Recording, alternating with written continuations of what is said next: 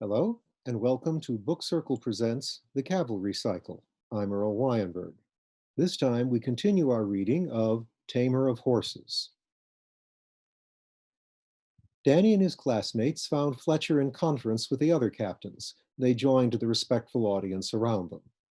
Coudray was already summing up. So here we are, around the corner from a city-state at war, inadvertently looking like a sneak attack, while really bailing and repairing for all we're worth. And we may be noticed at any moment, maybe have been already. Her colleagues nodded. Let's walk away quietly, Captain Dean proposed with a brittle grin. Even if we've been noticed, that's the least provocative action I can think of. Coudray nodded. She had the final say, it was her ship, but we can't walk very fast.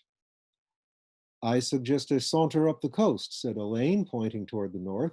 Cavalry can take the horses, looking for water and grazing, while the Bethos tags along as slowly as you like. It would in truth be good to do that. Good for the horses, we get out from under your feet, and we will be going away.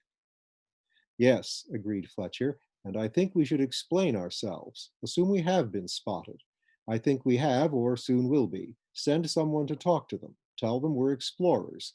They may have heard already about Grand Normandy poking about. Admit we got a bit lost. All that's true if they're running verification spells. Just don't mention we're damaged. In the considering silence that followed, Fletcher met Elaine's eye. Whitehead and Silverhead both nodded microscopically.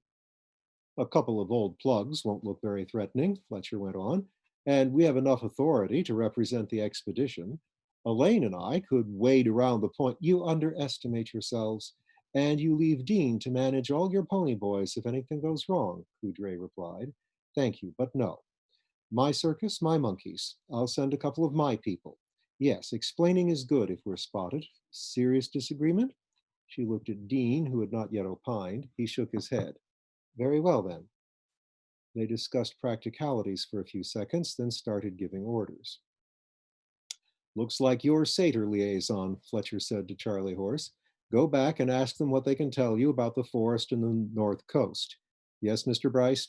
This last in a definite I'm busy tone to Danny, who had pushed forward. Danny saluted and said as quietly as he dared, Sir, wait. Fletcher issued 3 more orders, then turned back to him. Yes? Sir, I bolted. He forgot to be quiet. I know, said Fletcher. You saw? Lad, it's my business to keep watch on all of you. I was certainly watching your first real sortie. It wasn't a bad case. But I only stopped because Horsepower grabbed me. That's what I mean. He grabbed you, called your name twice, and you stopped immediately. I've seen bolters, Horse and Centaur, who would have gone up one side of him and down the other. Now get 2 horses and head north up the beach. Danny collected Nuck and Frew and followed his classmates. At least he'd come clean. At least Fletcher hadn't shot him on the spot. On the other hand, he found that Fletcher was walking right next to him, leading his own pair of horses down the sand. Normally, he enjoyed his captain's company, but now, with his new guilty status. What do you do with a bolting horse? Fletcher asked him in his lecture room voice. Sell it. Fletcher snorted. Not applicable here. What do you do if you know you're riding a bolter? He watched Danny's mouth work. In a way, the lad knew too much about it. He was trying to sort through a mass of details. Fletcher summarized for him. You try to avoid what makes it bolt if you can figure that out. You keep in mind tricks like pulling its head hard round or aiming at a wall if you think those work. And you definitely keep your eye on it. Danny protested, but yes, you're the scared horse, but you're also the rider. Fletcher sighed. For more than a year, I've watched you rejoice in your transformation, enjoying the new body, soaking up the added insight into horses your new horsewits have given you. I've been very glad to see it, but all that time, I now see, the human in you was trusting the horse. That's fine, your equine nature is quite trustworthy, in its proper sphere. But it's you, the person, the rational creature by virtue of your human side, It has to judge when to give the horse side its head and when not. But, sir, how do I fix the horse when the horse is me? That was more like it. Danny no longer hung his head. He sounded fretful, but he looked interested. Worried, but interested. Being the horse makes it easier, Fletcher gave him a salesman's smile. As I said, you keep your eye on it, that is, on yourself. You know you never bolted in training, playing red team, blue team in the woods with the standard folk and senior dedicated. We made sure there were plenty of surprises. But you knew, with your human wits, that you were going to be surprised and you were keeping an eye on yourself. You also knew the surprises would be safe ones. Now, here in the field, I can't promise you safety, but you knew that all along. You already know how to do what you need to do. Just do it more and harder. If you learn to spot when you're starting to bolt, you can keep your honor safe. And Danny, not the brisk Bryce, not the casual lad, but Danny. You don't have some special grievous problem. Anyone can be startled, and we all have to watch ourselves. We're all children of Adam. Thank you, sir, Danny replied sotto voce. Fletcher nodded, clicked to his horses, and took his own gait and theirs up to a trot. Soon he was next to Lieutenant Sanders up ahead, probably discussing Danny. Danny did not have long to brood on Fletcher's words. He heard hoofbeats at a quick walk coming up behind, and in a few moments, Rocky Joe Conran was walking beside him. He was of average height, a lean brown-black bay starting to gray at temples and chin. He wore his hair long but tightly bound in a club. His jacket and saddlecloth were non-regulation camo. He led a single pack horse. Danny knew her name was Skylark, and she was said to be nearly as good at mountaineering as Conran. Man horse and mare bore the usual anonymous packs, but also hammers, loops of rope, exotic-looking cameras, what Danny thought was a sniper rifle, radio equipment, and electronics he could not identify. The lines between surveyor, scout, and spy were dim on a military expedition.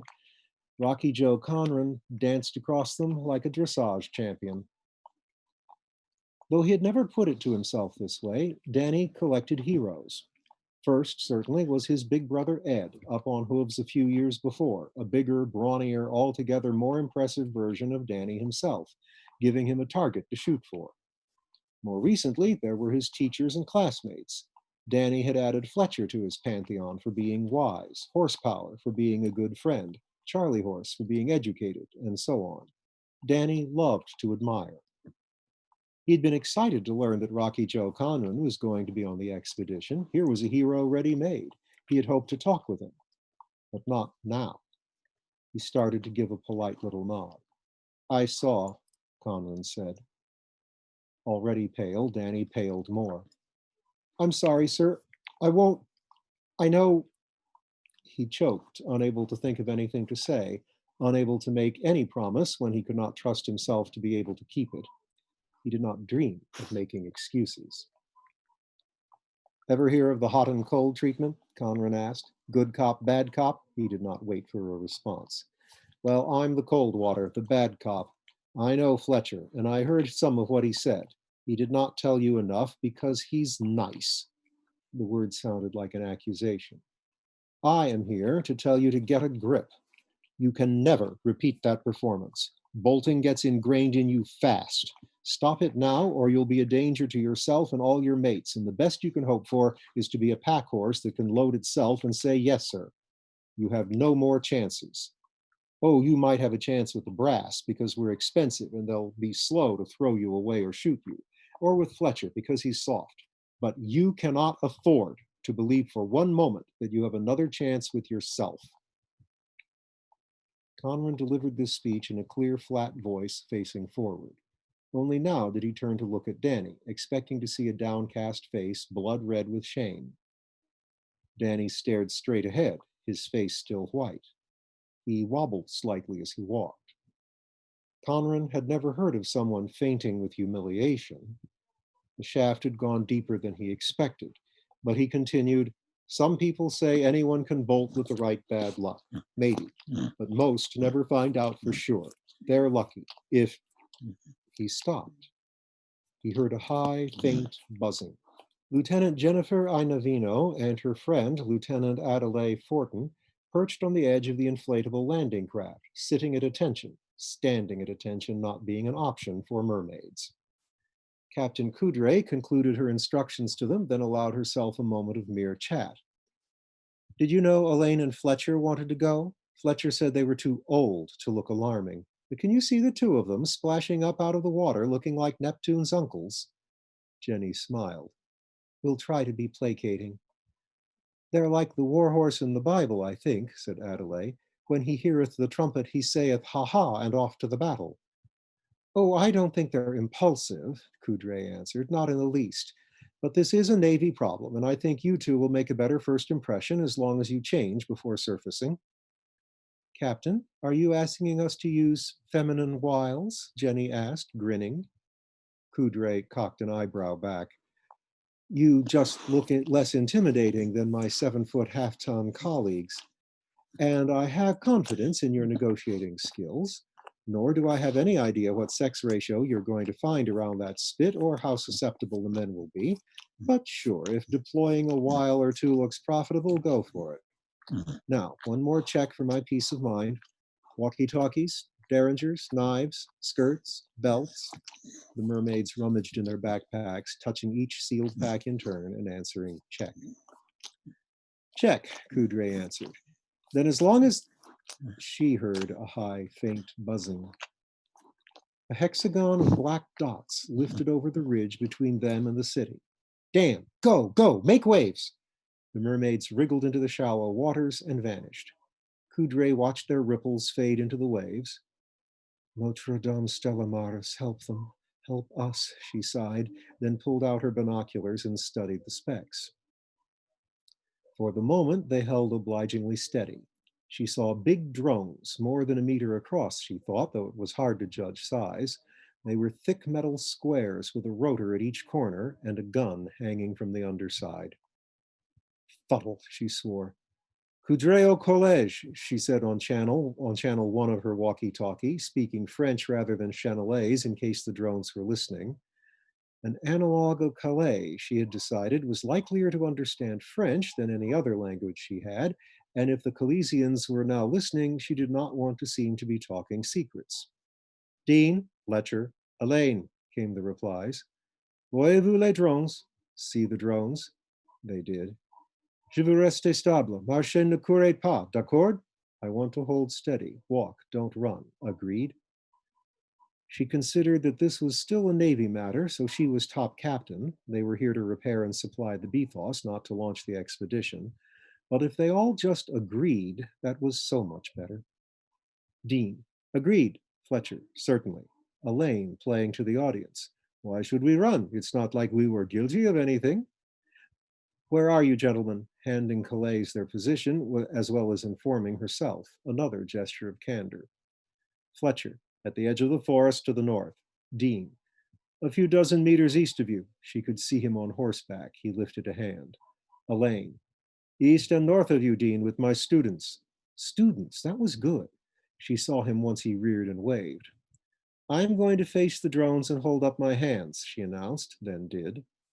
Their voices came fainter from the hand holding the walkie-talkie. Elaine, moi aussi, she saw him wheel and do so. Dean, right. Hello, Kales, he waved two-handed. Elaine, greetings from Grand Normandy. He waved too. Coudray decided that looked more like friendly greeting and less like surrender, so she did the same. Fletcher, I'll do the same as soon as I update our students. Ah, right. She'd been assuming their troops, students, would watch and copy. But of course, that wouldn't always apply up in the woods or even everywhere in that copse-dotted plain with interrupted lines of sight. At least there had been no male theatrics of defiance, not even from the war horses. Well, really, she knew them all better than that. She did not know Kales. How hot-headed were they?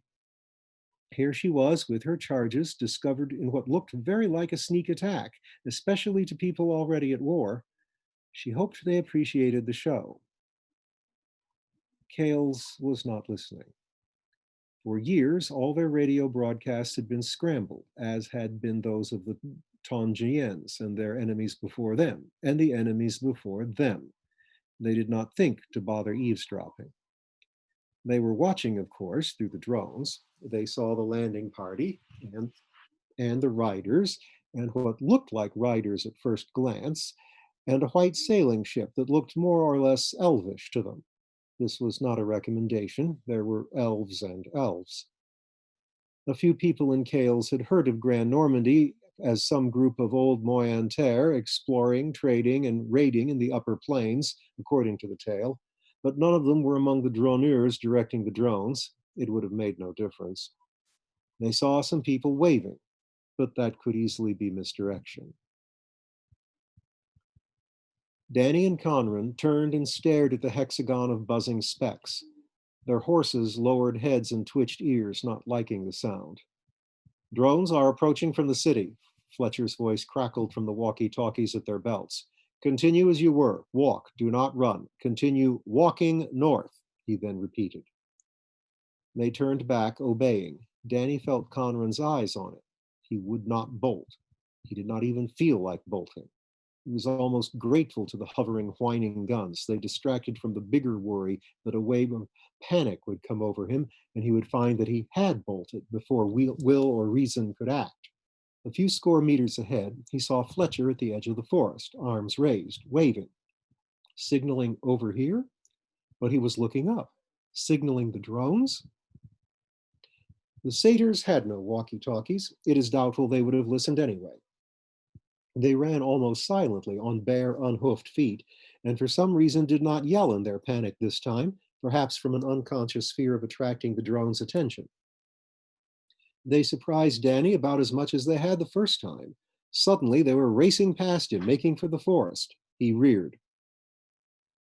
In the moment that he was 10 feet tall, the blank panic started to yawn under his mind again. But it was again, and the very dread of it let him see it coming. He came down, not bolting, his head whirling with many thoughts. Damn satyrs! Is it their mission in life to make me bolt? Even Berger, I was starting to like him. Well, no one told him not to run. Fru reared too. So did Conran. I will always be watching for that panic in me from now on. I have to. I will. But I didn't bolt. Conran came down scowling and gave a kick of sheer annoyance. Danny, his own blood still well up, copied it, very satisfying. Skylark pressed her head against Conran and he rubbed her neck. Danny found Fru was doing the same to him. Nuck snapped at the retreating satyrs. My feelings exactly, Danny growled. He kissed Fru between the eyes. He and Conran traded glances, each starting to reevaluate the other. But then the buzzing rose higher, louder. The hexagon of drones no longer hovered over the ridge, but dove toward them. Run, ordered Fletcher. All were heavy laden, but Fru was little and young. Nuck, not young at all. They and Danny fell behind Conran and Skylark. As he pulled ahead, Conran spared breath to shout back, Don't bolt, never helps. Wasn't going to, Danny snarled, though only in his mind, to save breath. Fru, however, seemed to think bolting might help, judging from the whites of her eyes and her labored breathing. Danny lost more speed, getting her to focus enough to follow him instead of charging blindly. Then the drones roared closer, and he saw Fru's point. The panic opened up in him again. The cause didn't run away this time, though, as the satyrs had, but roared on and on.